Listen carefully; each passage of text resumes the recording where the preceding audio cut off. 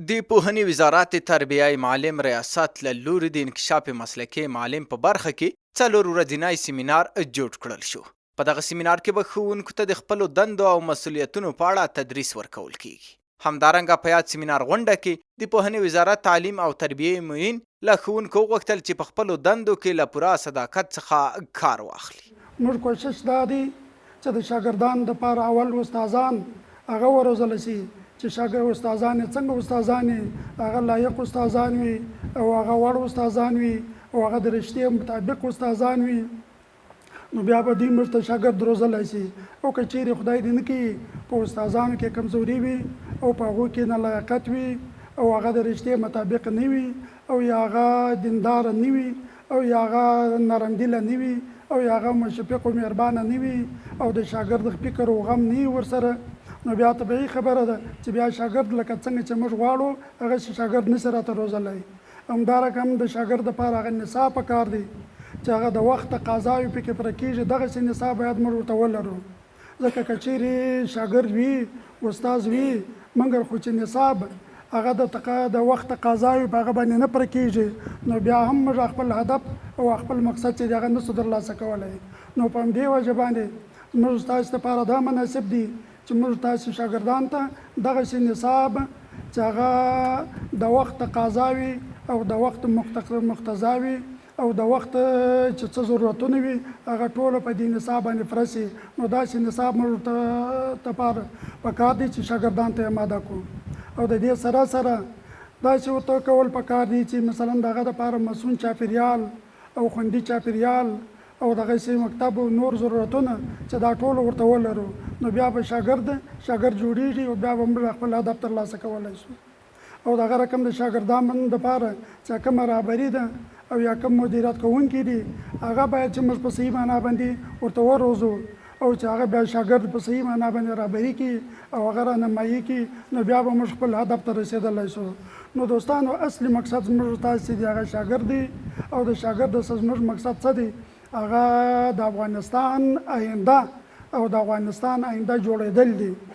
همدارنګه ښوونکو ته ډاډ ورکول شو چې ستاسو حقونه او ستاسو اړتیاوې به ډېرې ژر پوره کړل شي.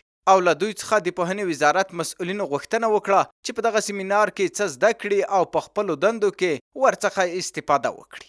نو محترمو غرض مو دا و تاسو هغه مهمه دنده وظیفه دا ده چې د خپلو کارو سره اشنا شئ، خبر شئ، خپل کارو ته متوجه شئ، خپل کارونه وپېژنئ. ما درته وویل چې اوس هم ډېر مشکلات موږ ته راځي، دغه 1400 حوزونه موږ ته شکایتونه راځي. په دې کې مشکلات شته. وجه څه ده؟ وجه دا ده چې دا کار نوی دی، ملګرو سمه مطالعه نه ده کړې یا د کار سره اشنا شوي نه دي. نو محترمو غوښتنه مو تاسو نه دا ده چې دا درسونه ښه په دقت سره واوروئ، زده یې کوئ، نوټ یې کوئ، ویې لیکئ او بیا هلته په حوزو کې عملي جمع وروغوندئ، عملي یې کوئ. دا کار عبادت وګڼئ. دا کار داسې مه اچوئ چې داسې هیڅ کار نه دی. محترمو تاسو د معلمین یئ، په حوزو کې استادان دي، معلمین دي، تاسو د استادانو استادان یئ. هغې ته به تاسو درس ورکوئ. یا فهمیده خلک دي، تکړه خلک دي، سپینګري معلمین دي، ښه ورزیده خلک دي. نو په کار دا ده چې کله تاسو د استادانو استازي کوئ تاسو به ښه شیان زده کوئ. دلته داسې نه چې د ځنه لاړ شئ هلته تاسو هېڅ شی زده نه وي.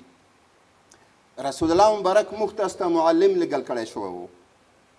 رسول الله مبارک څه قسم شخصیت و، څه قسم اخلاق وي، څه قسم اعمال یې کړل، څه قسم حوصله یې وه، څومره پویه ورسره وه.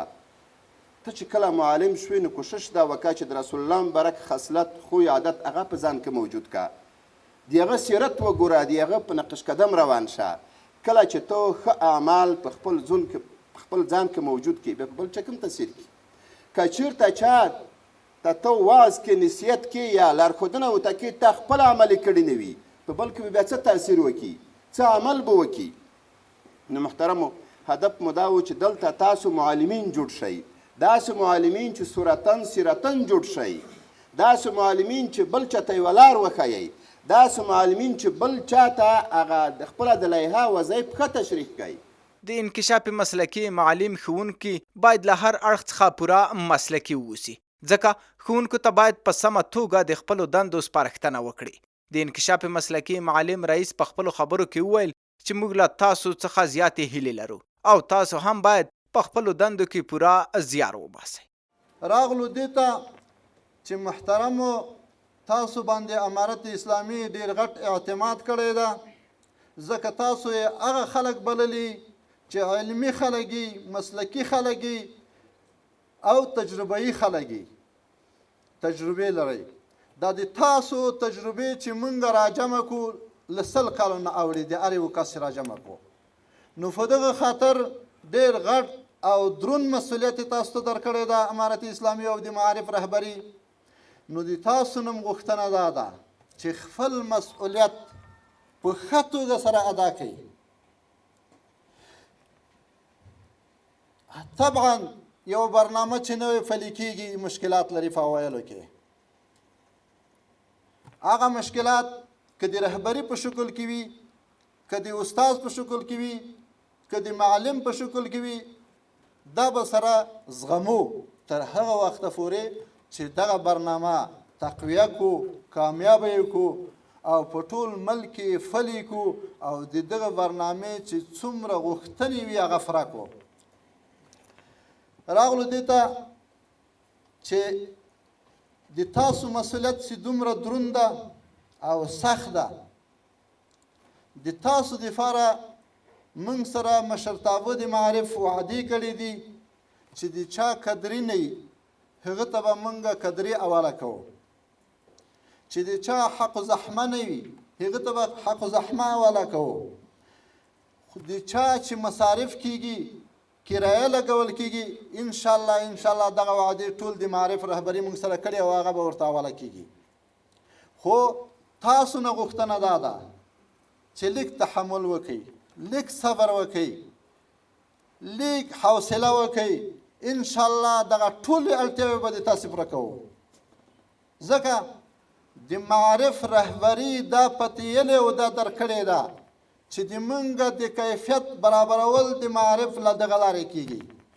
ځکه موږ او تاسو ټول د افغانستان خلک یو، دلته که کوم معلمان صاحبان مخکې دور کې دي له اوسه پورې مقرر شوي دي، هغه یا خلاف د رشتې دي یا خلاف د مسلک دي یا د هغو هغه تحصیلي درجې کمې دي.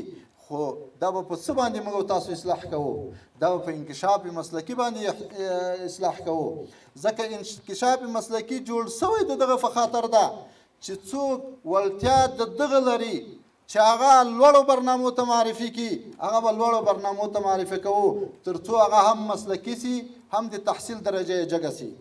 او که څوک لږ اړتیاوې لري هغه که روزمرهی، که هفتواري، که 12 ورځې هغو برنامو ته به یې کوو، خو په دې شرط باندې چې موږ او تاسو خپل مسؤلیت وپېژنو او خپل مسؤلیت ادا کړو. دغه سیمینار پیل له تربیه معلم څخه او وروسته به د افغانستان ټولو ولایتونو ته وغځول شي چې هدف یې ښوونکو ته په ښه توګه د خپلو دندو ورپېژندل او پر مخ وړل دي.